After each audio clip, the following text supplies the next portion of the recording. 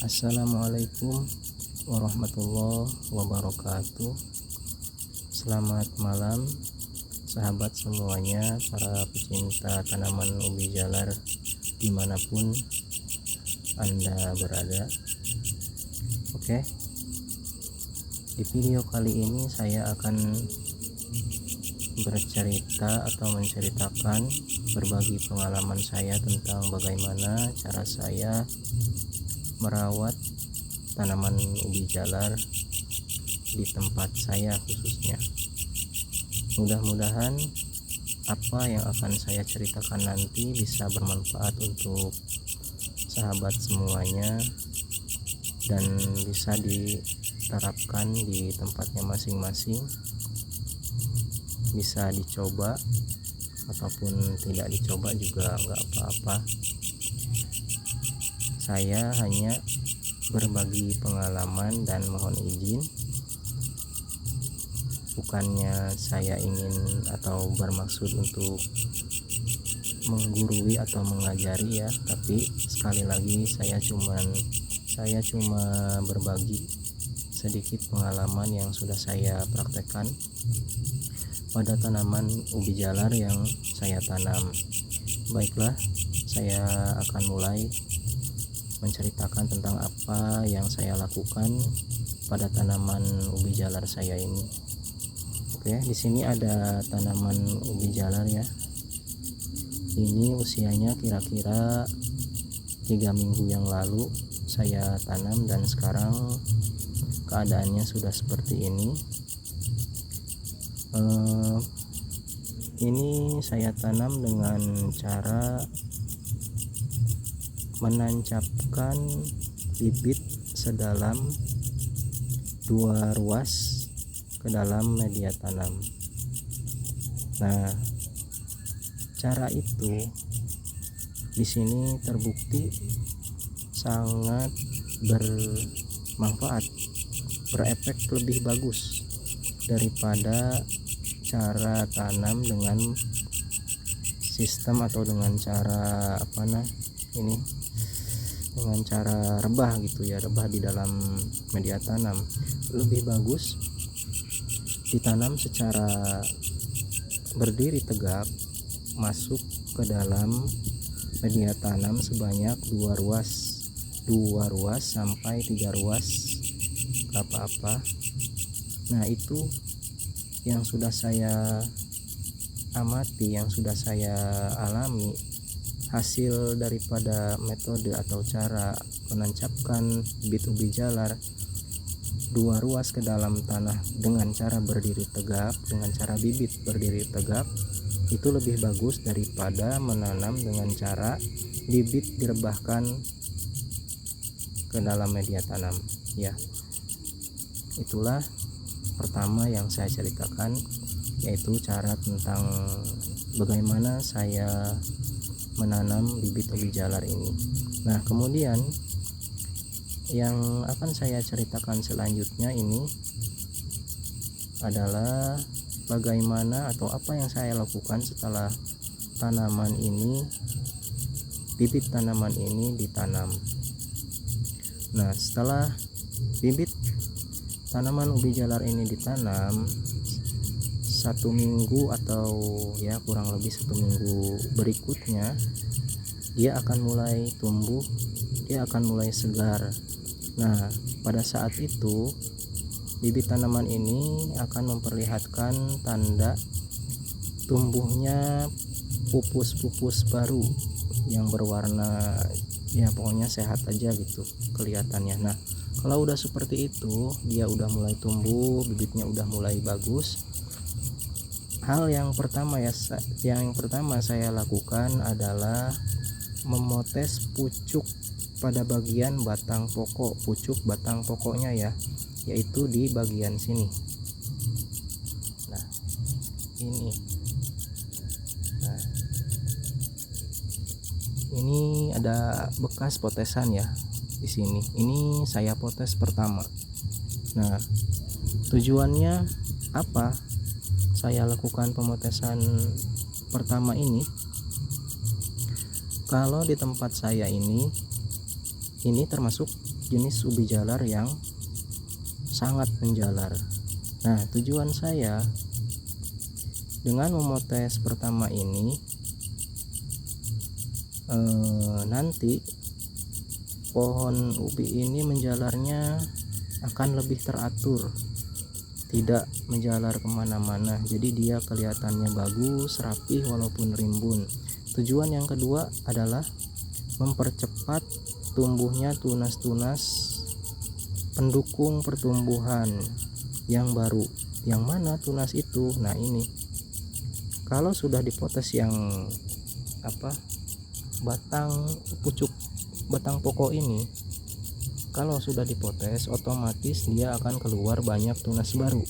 Mana ini? Nih 1 2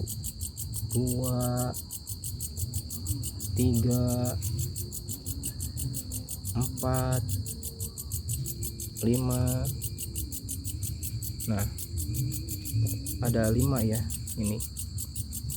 Nah, tunas-tunas tadi itu nggak akan cepat keluar kalau misalkan kita nggak memotes bagian pucuk utama ini.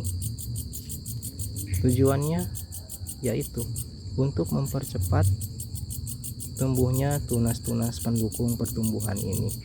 Kalau misalkan kita tidak melakukan pemotesan ini, nanti seperti yang saya bilang di awal, jenis ubi jalar ini adalah jenis ubi yang sangat menjalar. Jadi kalau saya tidak melakukan pemotesan terlebih dahulu di pucuk batang pokok ini, dia akan terus tumbuh panjang terus ke sini. Nanti kapan baru tumbuh tunas pendukung yang sehat-sehat ini? Bisa jadi nanti dia tumbuhnya di usia 1 bulan baru tumbuh seperti ini. Tapi saya lakukan rekayasa seperti ini, saya potes pucuk yang akhirnya seperti ini. Nah, selanjutnya saya juga akan melakukan lagi potes pucuk yang tahap kedua. Bagaimana caranya? Nah, ini saya jelaskan, saya perlihatkan. Setelah pemotesan ini kan tumbuh lagi ya, tumbuh lagi banyak. Nah, termasuk ini tumbuh. Nah, setelah ada terhitung 5 ruas, 1 2 3 4 5. Tapi kalaupun tidak 5 ruas juga tidak apa-apa, terhitung 3 sampai 7 ruas. Nah, di situ sudah pantas, sudah pas untuk dilakukan pemotesan pucuk kembali. Caranya seperti apa? Ini seperti ini saja lur, seperti ini saja sahabat, potes. Nah, segini saja, potes semua, potes 1 2 3 4 5. Nah, ini kan 6 ya, potes 1 2 3 ya, nggak perlu dihitung, dikira-kira aja panjangnya. Potes lagi tuh, ini juga udah ini baru dikit ya, tunggu sampai agak panjang. Nah, yang ini udah panjang, potes lagi,